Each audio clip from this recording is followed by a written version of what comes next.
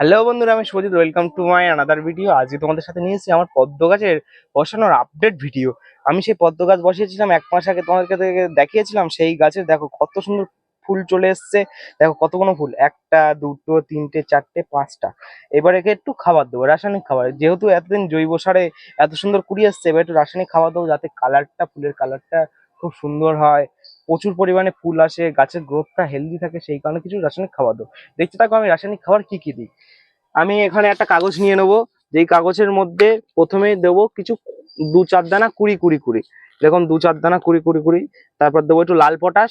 লাল পটাশটা ফুলের জন্য অল্প করে, একদম লাল পটাশ। তারপর দেবো একটু সিউইড, সুইটটা একটু বেশি পরিমাণে নেবো। তারপরে দেবো একটু ডিএপি, 4-5 দানা ডিএপি, এরকম 4-5 দানা ডিএপি, এরকম একসাথে নিয়ে এরকম করে কাগজটাকে মুড়িয়ে একদম পুরো পদ্ম গাছের এরকম মিডিল বরাবর এরকম হাত দিয়ে ধরে মিডিল বরাবর এরকম করে পুঁতে দেবো।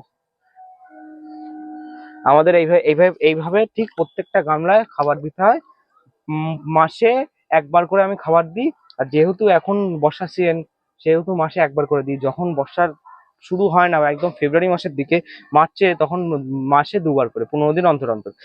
যদি ভিডিওটাকে ভালো লেগে থাকে, অবশ্যই চ্যানেলটাকে সাবস্ক্রাইব করবে, লাইক করবে, শেয়ার করবে। ধন্যবাদ। আজকে ভিডিওটা এই পর্যন্ত।